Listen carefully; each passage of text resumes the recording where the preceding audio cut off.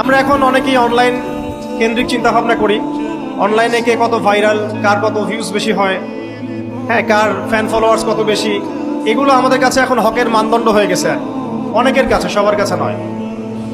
এটা একটা মুসিবত, এটা খাসারা।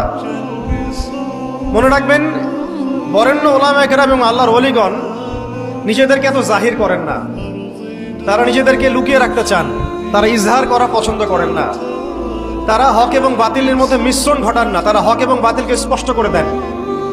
তারা পৃথিবীতে মাজলুম হন, নিভৃতচারী হন। তাদের অবস্থা তো এমন হয় যে তারা দিনের বেলার ঘোড়সাওয়া, রাতের বেলার দরবেশ। তো এই ব্যাপারে ইমাম মালিক রহমতুল্লাহ আলাইহির একটা কওল আছে, জ্ঞান কারো কাছে আসে না, জ্ঞানের কাছে যেতে হয়। তাই আমাদেরকেও সেই রকম বুজুর্গ আলেমকে খুঁজে বের করতে হবে। এমন নয় যে আপনার ঘর পর্যন্ত তিনি হেঁটে আসবেন, এমনটা নাও হতে পারে। আল্লাহ পাক আমাদের সবাইকে জ্ঞানের কাছে যাওয়ার তৌফিক দান করেন।